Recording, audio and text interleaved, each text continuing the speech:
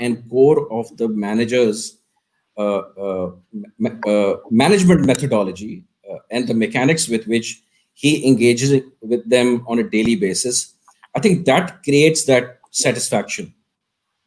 In terms of the manager providing that ecosystem, like Sadaf said, that platform for them to grow as a person, both professionally and personally, because guess what? We spend more time at work than we do at in our homes, right? That's true. So what goes around and what happens in our in our office setup, office environment, provides a plethora of opportunities for our team members to grow personally and professionally. So to answer your question, I always recruit people. I know it's difficult to fathom, but I would normally like to see skills in a person that I do not possess. I sort of already have a succession plan in my mind that could this person replace me in 5 to 10 years time frame. And it's not easy to determine the outcome of that unless you really put your heart and soul into providing that ecosystem, providing that platform to each team member, that their hard work will be rewarded. हमारे culture में ये भी है कि और ये इसलिए भी आया है कि एक सरकारी नौकरी का एक concept growing up, this is what we heard from our parents, right? सरकार की नौकरी होगी और बारे न्यारे हो जाएंगे. But then the private sector flourished to such an extent that we hung on to our biases. नहीं, मैं मेहनत कर भी लूंगा तो उससे कुछ नहीं होगा. So one of the first things that a manager has to ensure is that the enabling environment that he or she is creating, the team member recognizes that hard work will always lead to success, whether in the current company or in some other organization. So if the current organization does not value the hard work and the hours put in, because the person and the individual is growing professionally, they may be of higher value to some other organization, as long as there is sincerity and the awareness of the common purpose. Her company का एक common purpose होता है, whether it is gaining market share or being a market leader in XYZ industry. So to answer your question, it is a longer debate, but to me personally, I think Sadaf set us at a very right path, that it is that enabling environment in which your corporate culture is a huge change maker. It can accelerate a person's personal and professional growth. So one of the first fundamental jobs for a manager is to amplify that culture if it's pre-existing, and if it is not pre-existing, and if there has been conflict within the team, then through coaching and mentorship, try to create those such an environment that people feel rewarded and valued. Gee, Naveed sir, very good point. Coaching and mentorship, which brings me to my next question. Sadaf, this one is directed to you. A lot of companies invest, supposedly they invest in a lot of human capital by virtue of training, by virtue of coaching, mentoring, and the likes.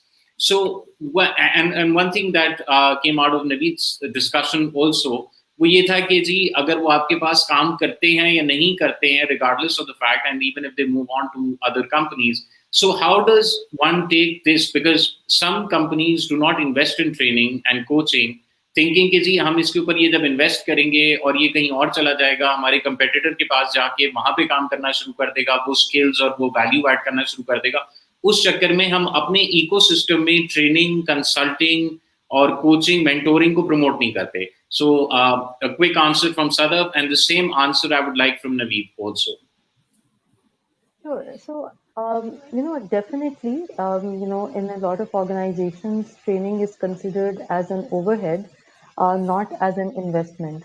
So basically, if you again refer to the first point, that if you treat your human resource as human capital, then you want your capital to grow. Nobody in their right mind would just want to stay, keep their capital at the baseline. And for human beings to grow, they need to be nurtured and they need to be, provided with all the ingredients that are needed. Secondly, fine. I mean, we hire smart people or we try to hire the best people, like Naveed Saab mentioned.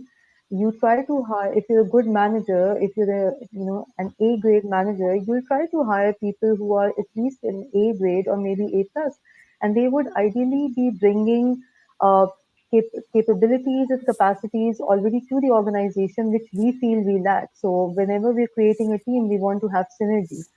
So having hired smart people, qualified people, having developed that basis, creating a good positive culture, where they are given the opportunities to grow and thrive. Now, if you imagine that scenario and then you don't invest in trainings, it's like bringing a plant home from the nursery, putting it in, and then forgetting to water it, and not providing it with the nutrients. So, it's just like that. And the true cost of not training employees is that, okay, so you spend a certain dollar amount on training an individual with the intention, just like with any other investment, that there will be a return on investment. Imagine not making that investment. So the person is always going to lack in certain areas. Maybe they lack the finesse, maybe they lack the technical knowledge, maybe they will lack the grooming or the softer skills that are needed to take them to the next level. And as a result, you're hampering the growth of your own organization. So the true cost of not investing on trainings is basically um, creating an environment and a culture where people are stagnant and they're just staying where they're staying. And I'm not saying that it has to be big investment. These days, with platforms like Degree, Coursera, Udemy, training is very, very affordable. It is within the reach of even the small to medium enterprise. Of course, large enterprises have bigger budgets, they can spend more, they can do in-person trainings, but there's nothing that says that you cannot empower and train and guide your employees to learn using Agreed. virtual platforms. Secondly, when it लेकिन comes अभी to आपने coaching कहा ना and कि investment, Sadaf, you've used the word business, investment a couple of times, and then but because I think coaching for and a lot of mentoring people is it's still an also an overhead. investment. Coaching and mentoring is Investment also an करें तो investment मानते because नहीं ना. it's an investment of time as well. It's not just an investment of dollars, right? So जब आप coaching और mentoring की बात करते हैं, अगर नवीद साहब या मैं किसी को कोच करते हैं या मेंटोर करते हैं, so it's a time and energy investment. You are going to be teaching a person how to navigate the corporate world. You may be teaching them or and guiding them on the technicalities of things, on how to handle stress, how to handle pressure of deadlines. You could be coaching them on how to be a good leader. So that's a time investment. It's a time commitment. And what I would say is that it's not just about money. Time investment is equally important. And creating a culture of mentoring also requires a culture of reverse mentoring. I think we have a lot to learn from the younger generation. And I, for one, believe in reverse mentoring. So if I'm mentoring somebody, I would expect that person to reverse mentor me because we have a lot to learn from the millennials and the Gen Zs of this world because Agreed, we're agreed. living in a digital And transformation actually, world. it's called reverse learning also because it's not just the Yeah, mentoring. yeah, When I got into teaching, the first concept was paying it forward, but the most important concept was also learning from these millennials and Gen Zs and a lot of. And it's not just the technical skills that we can learn from them. They have a higher level of awareness. yeah. जैसे like Naveed said that there was a time when the ultimate was a sarkari naukri. Now these millennials and Gen Zs they don't even want to go to a sarkari naukri and they cannot imagine कि कोई 50 साल तक काम करेगा. I have an uncle who's worked in one organization for 51 years. Now that is unthinkable. So Unthinkable. there's a lot to learn from these people. Naveed, would you like to add to this discussion? Just wanted to explain my earlier comment with regards to sarkari naukri versus. So I was really referring to the biases. तो आजकल सुनने में आता है कि even if I put hard work during the course of the day, boss का तो कोई favorite होगा ना. So that is the most negative attribute one can have in Agreed. an organization. So, Agreed. right. दूसरी बात जो I'll just pick on what Sadaf mentioned. See, I mentioned to you earlier that when I'm recruiting, I'm already thinking of a succession plan. हो सकता है कि मेरे अपने दिल में इतनी इनसिक्योरिटी हो कि मैं इतना लोअर ग्रेड लोअर स्किल्ड आदमी या जेंटलमैन और लेडी हायर करूं कि वो मेरे कंपटीशन में ही नहीं आए. कभी कभी मैनेजर्स बड़े इनसिक्योर होते हैं कि मेरे करीब भी ना घूमे वो in terms of skill sets. But when Sadaf mentions reverse learning, I am amazed by the things I learn from my team because they are in the field. मैं तो एक बिजनेस की पीएनएल को मैनेज कर रहा हूँ. But when they share real time experiences so that's learning. So to me, leadership is not a position. Leadership is a state of mind.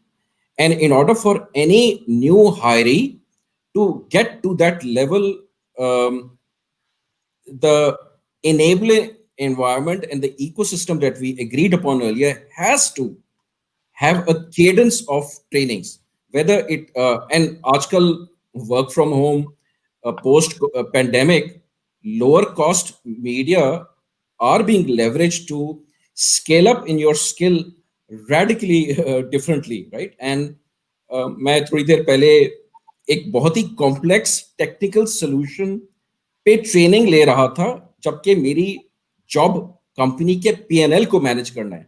और मैं सोच रहा था कि why the hell do I have to learn about such a complex Yeah. infrastructure conversation? And then I realized that this is how we make money. If I do not know the The basic product. Yes. the basics of what drives us as market leader, then मैं ये चीज अपनी team को नहीं evangelize कर सकता. So I think each this is more has to do more with recruitment and retention. It has to do with a cadence and a culture of investing in skills and development. I'm very pleased that we have that cadence. और मैं रात के 9:45 मुझे एक training complete करनी है. ये pressure मेरी सारी टीम पे है. And we have a separate WhatsApp group कि भाई किस किस ने वो काम कर लिया. Because if I am involve in such a training, I have to present that pitch to my manager tomorrow. And 14 of my team members have to deliver that pitch to me tomorrow. So Wow. it is that inclusive culture where my success is actually a subset of all those team members having eloquence and the skill of articulation when they go out in the field and do the best that they can. Because guess what? We earlier agreed that Sadaf also agreed with me, grade A managers will have hired grade A team or A plus team member. On So that let's note, look when you say grade at A and grade A managers and hiring grade A people, there's one obvious question from a slight deviation from the topic, but very important for recruitment. Whatever the process that you may have in your individual companies and in general, but generally there is a interview process. There is probably a test which is written, और उसके साथ एक series of interviews होते हैं, और eventually HR से शुरू होता है जो relevant department में जाता है. Now I have a question from the both of you, और वो बड़ा अहम सवाल आम लोगों के लिए, especially for the youth also, very important. How can you evaluate a person very clearly in 30 minutes, 40 minutes, or even in a series of interviews?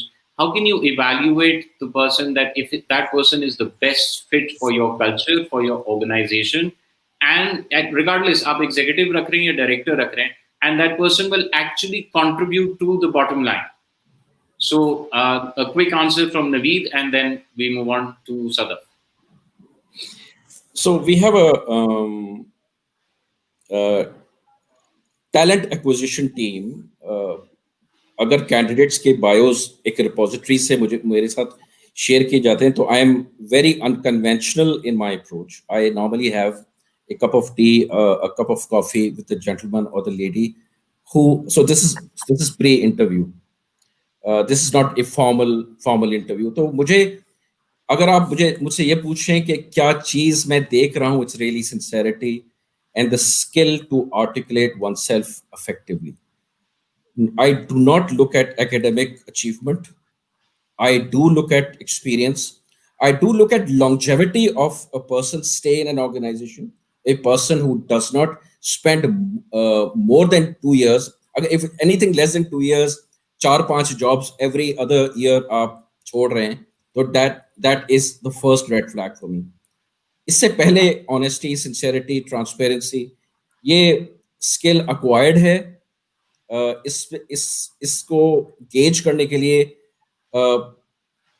Interview को थोड़ा सा रिलैक्स एनवायरनमेंट में आदमी करे, और ताकि वो पर्सनल एलिमेंट जो है, what we are looking for is that differentiation in the personal attributes and the values that a person has. बाकी सारी चीजें ऑन द जॉब लर्निंग है. If it's a technical role, then there is like we then the importance of the training programme comes in, right? तो कोई भी सीख के नहीं आता दुनिया में ना, वो तो Obviously. दुनिया में आते हैं, It's not the technical skills or the academics, but very Yeah. rightly pointed out, it's about the sincerity and the honesty. And Sadaf, would you like to add your point of view also on that? Again, my question is still there. How can you gauge that sincerity, honesty? Because everybody is at their best when they are giving an interview. They will never show you the negative side of it, of themselves. So how do But I you think they'll actually try do to. that? So I think interviewing, both giving an interview and like acing an interview and taking an interview are both skills that you acquire over time. There are some people who aren't that great, but they give really awesome interviews, and they actually end up getting through the process. But Naveed if is smiling. you're He knows organized, some people like that. yeah, yeah. So we all know people like that. So, Yeah. but at the end of the day, I think to add on to what Naveed Saab said, I think there are a couple of ways. It's not enough to say that no organization just has a single interview for filtering out candidates. But there are multiple phases, and the honesty bit. Obviously, the best way is to keep uh, checking up on certain aspects. So, for example, honesty and integrity, you can check through various, means in various phases of the hiring process, starting from the screening all the way down to when the GM or the CEO interviews that candidate, if it's a senior enough position, or at least it goes up to a senior manager level. Secondly, there are a lot of behavioral questions that you ask that kind of catch people off guard unless you're doing a very scripted interview. So my way is to catch them off guard. So I've never taken a scripted interview in my life. I never even jot down the questions, and I try to use their resume as like a platform, and I just keep it very natural. I just throw them into a situation because what I'm trying to see is that if whatever they've written on the resume is true, that's great. I mean, generally people mention their achievements and the successful track record, but that's not the only thing that I'm looking for when I'm hiring. I need people who can think on their feet, who are street smart, who have forward thinking, who explore domains outside their areas of expertise and comfort, and who can bring ideas to the table. So let's say I interviewed somebody who comes from a pharma background.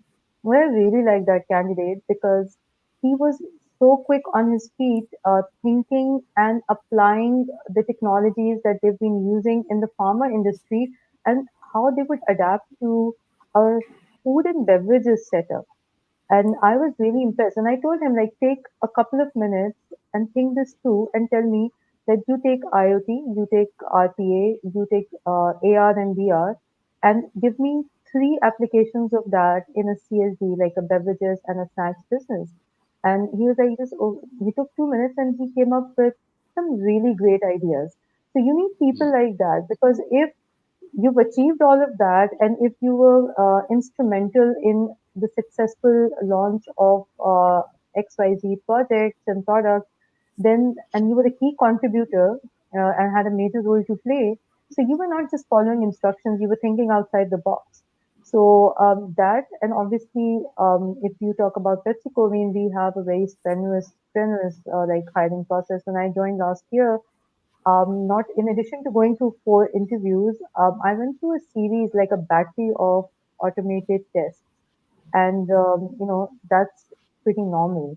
And I'm like, why am I going through the Ravens test? Apparently, what quartile you score in really has some impact on your leadership grade and other. So technology has come into play in the selection process to help facilitate us. But I always trust my gut instinct on these things, and I think over time you develop kind of like a knack of being able to filter out the right candidate from the So wrong fit. one thing important that Sadaf pointed out, that everybody's looking these days for street smart people, be it sales, be it marketing. Naveed's primarily most important function being sales, that is managed at Dell, both pre-sales and post. And that's the business that Dell Pakistan is primarily in, and that's how the profitability is contributed onto. But when we look at academics, Naveed has clearly pointed out that academics is generally put on the side because that's something that's already been filtered out by the talent acquisition team. But in general, there is this dichotomy between academics and street smart people. So if you're all looking for academics, then we might not find those street smart people. And street smart people generally have shortcuts, not in the negative sense, also in the positive sense. And so they would be probably average academic people. And I think what the Gen Zs and the millennials are now looking at is more of practical skills, which makes them more street smart. So, Naveed, what's your comment on that? I think for me, being street smart is being aware of the larger landscape. So if Agreed. you have someone who is a street smart pre-sales professional, then and he or she is designing a complex solution, is the ability के मुझे किस बंदे को या बंदी को pitch करना है, ये उसका क्या बैकग्राउंड है, उस कंपनी के क्या इम्पेरेटिव्स हैं आईटी के रेफरेंस से, ग्रोथ के रेफरेंस से. So street smart does not mean you are quick on जागन में आप स्ट्रीट स्मार्ट हैं या आप ऐसी टर्मिनोलॉजी बात करते हैं कि अवामी जबान की तरह. It's really being aware of the linkages, how this person, what is the success indicator of the person to whom I'm going to pitch a solution tomorrow. And 10 years ago, where was this person? I remember this person 10 years ago was working here, and by the way, I was with another vendor and I was pitching this and he said this. So to me, street smart is being aware of the larger landscape, applying your knowledge Agreed. prudently and very quickly to give folks like me the insight. And I can then definitely steer them in the right. Normally, I'm very blessed. 95% of the cases, my team always has the right next step well established. So that to me is the street smart. That I don't know whether Sadaf had the same I had a idea similar behind it. idea. I think we all have a similar point of view on street Smart, smart. In fact, huh, what in Sadaf fact, had said, we have an interesting comment also from one of our viewers, and it says, "I think CV is not important. You need to see people face to face case discussion." And I think This is exactly, yeah, this is exactly how I started. I would normally have a very informal discussion, pre-formal interview. It could be आपसे मिलने का इश्तियाक है. I've heard about you. I know you have applied, but just wanted to have a cup of tea with you. I can explain the what we are as a company, what we are looking for. And जब discussion खत्म होती है, तब तक मैं gauge कर चुका होता हूँ, both on the points that Sadaf mentioned, street smarts, skills, right there is a background. human psyche which says, and it has worked for me also, and I think it works for a lot of people, is that if you really want to get to know a person, either you have a cup of tea with them, you eat with them, or you travel with them. And the last Yeah. one being, you will get to know the most about a person when you actually travel with them. So I think maybe one way of recruiting people could also be that we start doing away days with them without even putting them on board, and we travel with them somehow. We develop a mechanism where we get to know them better, or maybe we have a get together kind of a thing where we interact with them. And I would like to move on to my next question, which is very critical, and I have the opportunity of talking to two IT giants and tech gurus in our panel, so I will not let go of this opportunity. I was reading this article, and I'm sure a lot of people are also aware of how big data and especially AI जो है वो progress कर रहा है और पाकिस्तान में भी अब AI टेक्नोलॉजी पेनिट्रेट हो गई है. So there is this fear because हम ये नहीं समझते कि ह्यूमन कैपिटल कैपिटल है, हम ये नहीं समझते कि ट्रेनिंग जो है वो एक ओवरहेड नहीं इन्वेस्टमेंट है, और ह्यूमन जो हमारी सैलरीज होती हैं या जो ह्यूमन एक्सपेंस होता है, एक तो हम सोचते हैं कि हम पे कट कैसे कर दें, बंदे कम कैसे कर दें, कॉस्ट कैसे कम कर दें और एक्सपेंस कैसे कम कर दें, because we still in some areas we working in those places. So my question to the both of you here and open to discussion is that in the next 1 decade, I read this article which said in the next 1 decade, we would probably have human capital replaced or partially replaced by AI, and especially in the fields of accounting and sales. So, what are your comments on this? So I'll go first. So Shazad, I think it's when you talk about the next decade, I think the way the last decade has gone by, I would say that may not be very far-fetched because the things that are possible now were considered impossible and really like a crazy out there idea maybe 10 years ago. So the way the pace of technology advancement and adoption that is phenomenal. I mean it is exponential and we are well on our way to be controlled by bots and AI algorithms. However, having said that, I think the real crux of the matter is that a lot of these replacements that people fear are going to be in mundane, tedious, repetitive tasks. And RPA is already here, and a lot of other technologies like bots are already here. So the real investment on human capital needs to be in value added services, not in data entry. So they cannot replace the human logical thinking patterns. The way the brain's design patterns works to formulate a computer or an algorithm in AI that can work like the human brain is not going to take a decade. It's going to take perhaps more like a century or something. So you need to enable people to start using their brains more effectively, invest on your human capital, develop skills. There are certain skills of the future. If you read the Gartner reports and all, so there are certain skills of the future, certain professions like data analytics, data sciences. Those are the professions where we need more people in. And mundane tasks, even in countries, emerging markets like Pakistan and India or even Thailand, I don't think AI is replacing human capital anytime soon for the simple reason that the technology is not going to be very affordable. Human resources are cheaper and technology is more expensive. That is the case now, and that's not Human something resource that is cheaper and technology is expensive. That it gives a is lot of expensive. hope to a lot It of is. people and hope to the Yeah, future. yeah. So then the thought becomes that if I'm going to replace 100 people with this tech, then it makes sense. Then it makes commercial sense. But if I'm replacing 5 people with this tech, so if I create a chatbot or if I create an RPA implementation and it costs me 80,000 US dollars, that's not beneficial to me if all I end up doing is replace 5 accountants. So Exactly. because if there's no there has to be like a trade-off analysis that is done.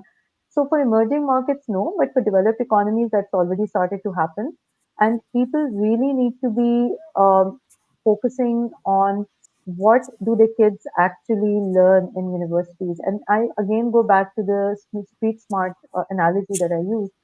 What I was trying to say was people who are adaptable, people who can learn on the go, people who are fast learners have shorter learning curves, and if you throw them on, at the deep end of the pool, they're going to figure out a way to swim to the top. And academics matter to certain levels for me, not the GPA.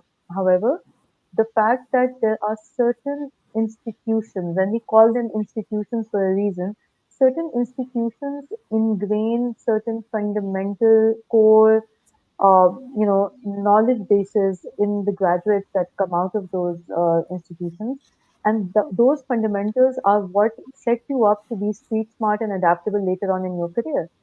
They grill you to the point where when you graduate from those places, even if you graduated with a 2.5 GPA, you would still be better off than graduating from a tier 2 or tier 3 university with a 3.5 or a 4 GPA. So I think GPAs don't really matter, but you know, Agreed. going to a place which allows you to explore technologies of the future, which gives you a platform to learn about emerging tech, and then actually going and you know, getting your hands dirty. I mean, learn what is the technology of the future and then go and implement it somewhere in your final year projects, do an entrepreneurship bit, associate yourself with an incubator as they're working with a lot of universities.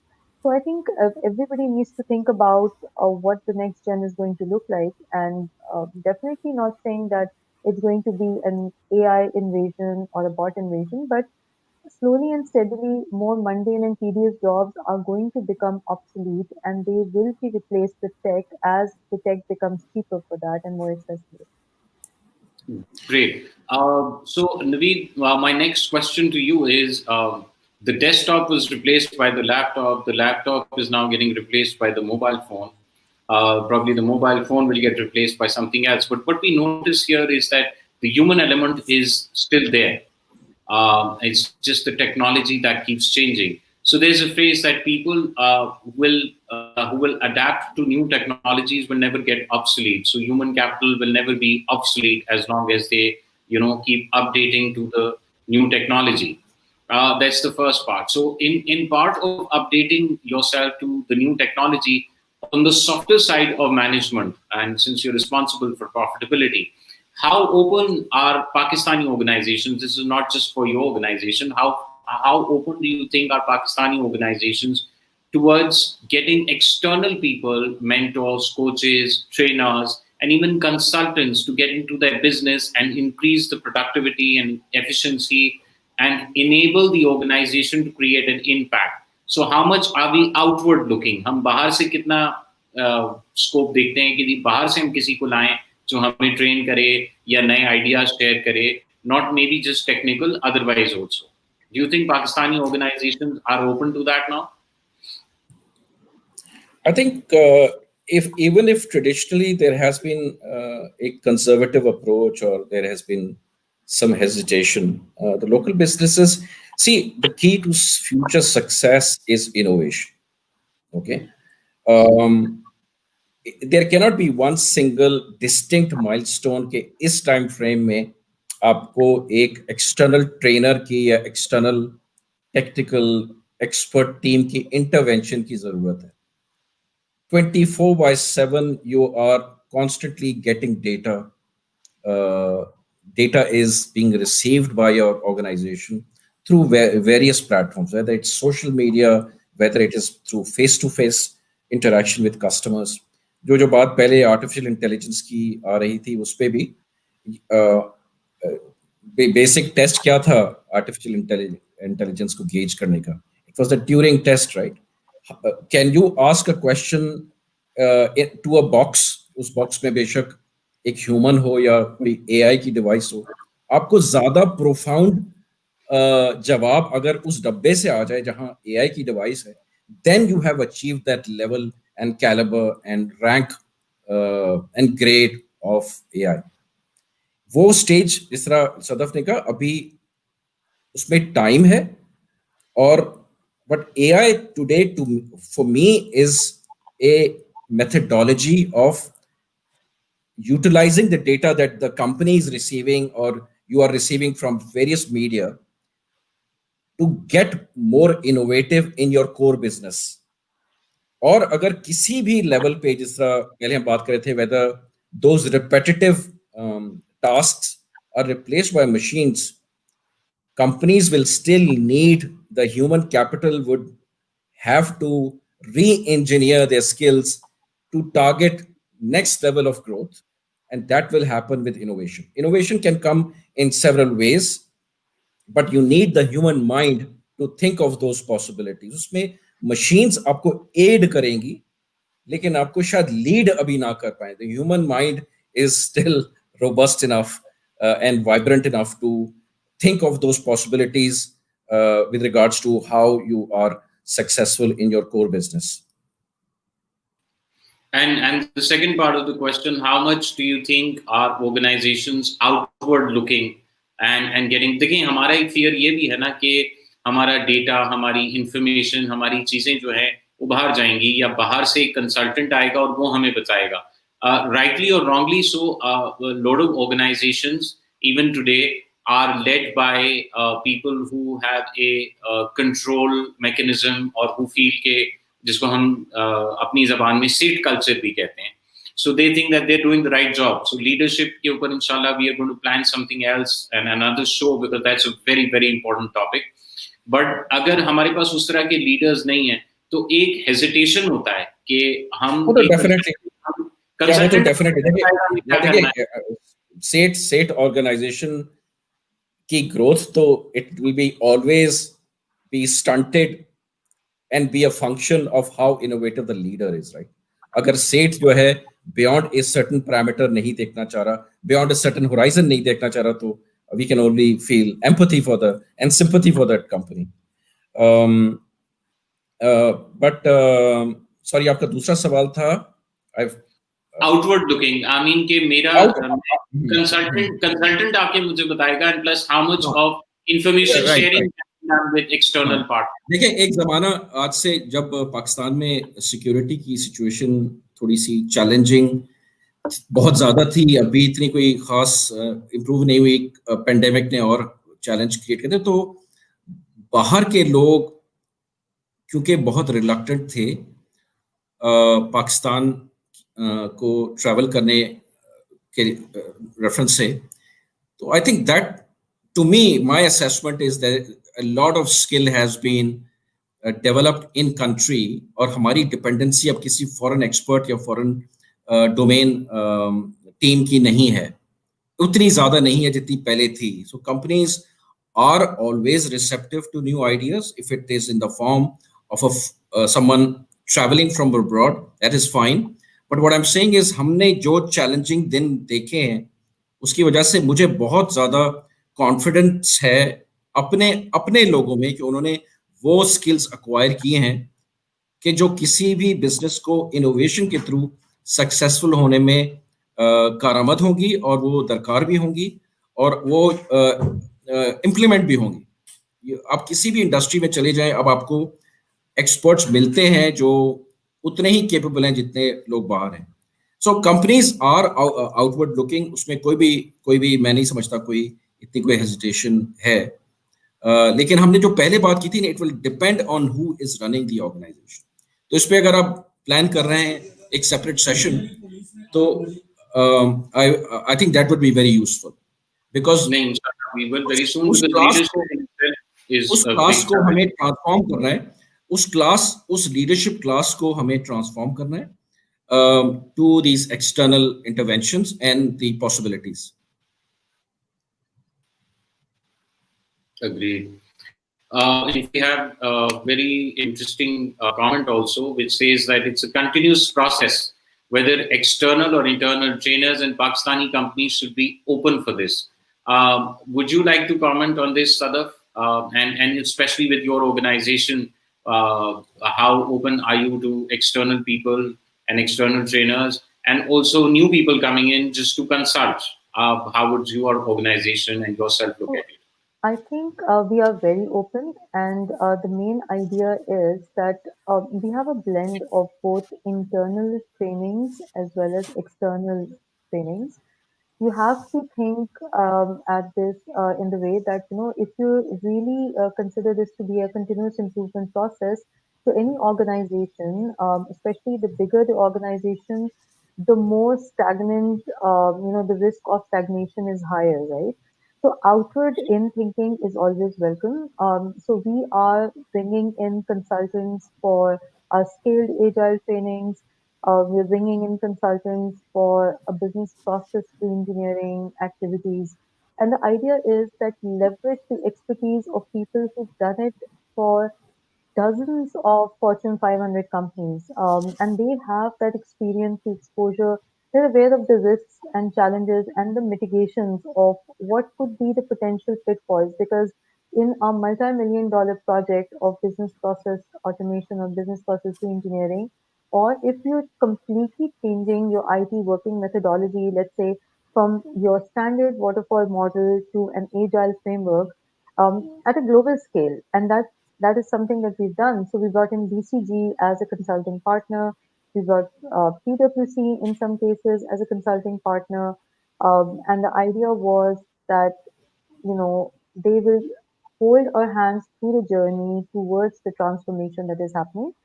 Then we did like knowledge transfer, and now we have internal agile champions, then we have internal process champions, and they will use the train the trainer approach to continue to cascade those trainings down the line. So it's always a blend, and bringing in external consultants is not an overhead. At times, it's a necessity for the successful launch, and to give you that launching pad and to cascade the knowledge and to cascade the tools and techniques in the right possible way, because they're the experts at doing that. I mean, if you want to learn something new, I mean, you have to go to the experts. And once you do that, then you can cascade it down the teams to internal training. So it always has to be a blend. And there is no harm in it. In fact, it is highly encouraged.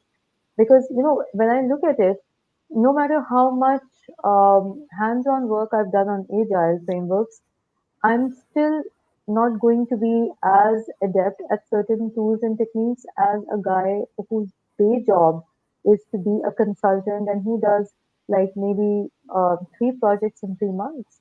So I may have done three projects in 3 years because it's not my day job. So essentially, it's just a matter of blending the two in. And I do agree with the comment that it is a continuous process and you need to continue to reinvest and reinvent the way things operate and never be Invest afraid and to challenge. invent. That's I think that's the catchphrase here. Invest and invent. I think during it's the time of the day, and also both the panelists have given a lot of their time, and Naveed just told us that he has an assignment to do also. So final word That's from the plus. Sadaf and Naveed. I think when we talk about outward looking, and the key learnings of this discussion primarily are that human capital is first of all capital, and investment and training, coaching, mentoring are probably things that should be looked at as not as overheads, but as not as expenses, but as investment. And I think once we overcome all of these thoughts, then we will probably have lesser number of challenges in recruitment as well as in retention. And I think one of those platforms that has also helped people connect and have an outlook for different organizations to come together, and especially the people element to come together, is the Cxo Global Forum. So I would like you guys to take a minute each to give your feedback on this Cxo Global Forum, and how it can help people and how it has helped you individually and your organizations collectively. Sadaf. So, final comments. Basically, what I think is that if we talk about hiring the right people and retaining the right people, I think we should focus on the use of technology because AI is really getting, huge in the recruitment industry. So we need to use a blend of technology, a blend of experience, a blend of informal and formal interviewing and selection criteria to come up with the right candidates who are a good cultural fit as well as a good, uh, you know, um, overall fit for the organization. Having said that, there is one other important factor that when you hire really smart people, you should hire them with the intention of letting them do their jobs and, in fact, letting them tell you what needs to be done rather than hiring super smart people and then going about micromanaging and telling them how things should be done. Because if that is what you needed, you might as well go and hire DMC graders because they wouldn't know any better. So you want people to challenge you, you want people to question you, you want people to come up with ideas that you couldn't have come up with on your own. So those are the kind of, I think, metrics and KPIs that I personally think more organizations need to be looking at. And in terms of the role of the CXO Forum, I think Kamal has done a great job of bringing on board a diverse diaspora of people coming in, like from every area of technology, be it technology leadership, be it people from the infrastructure side, from the consulting side, people like me who are more on managing the business technology relationships. So I think that has provided us a forum to interact and to share our experiences and to learn from each other and to help create a stronger digital Pakistan. It's a step towards the right direction, I think. Great. Read your comments. So we have a burgeoning youth in the country. We are often talk about more than 60% of our population being under the age of 25. So what I mentioned earlier about integrity, a right mix of skill and street smart and academic background. So that's those 4 or 5 points are for the benefit of those who are out looking for opportunities, career opportunities. With regards to companies, we should hire with innovation and growth in mind, but then also building stronger teams because people sell to people. Okay. And if you hire the best, the street smarts that we were talking about earlier, someone who knows the larger ecosystem, having the ability to connect dots, and being technically proficient, which is something that you do on the job. A mix of this will lead to the the vibrant ecosystem that we mentioned earlier, where your hard work is most definitely rewarded, and it is acknowledged by the team that there is a fair chance for everyone, a level playing field, a level of trust within the leader, manager, and the team. So it's a larger discussion that I'm so glad that CXO Forum has made a start, and I'm encouraged by the fact that you mentioned having other sessions really targeting those Most leaders definitely. in Pakistan who need to always be open to external and internal interventions and influences so that they are successful. So I'm happy to be part of any conversation which sort of builds We that looking ecosystem forward to it. across the industries. Yeah, thank you. Thank you for Thank the you very opportunity. much. Thank you, Naveed, Siraj, and thank you, Sadaf. Thank you very much for your time. And we will be looking forward to connecting with you again. And we will probably be talking about leadership, growth, and all different aspects. And thank you once again very much for your time and for your valuable comments. Thank It was you. a Thank you. pleasure, Thank you, Shazad. Shahzad and Naveed Saab. It was a pleasure sharing the stage with you. So have a good Thank day. Thank you. you, Sarab. Thank you. Pleasure is Take all mine. care. Thank you. Have a nice Bye. day. Thank you. Bye. Assalamu alaikum. Bye. Assalamualaikum.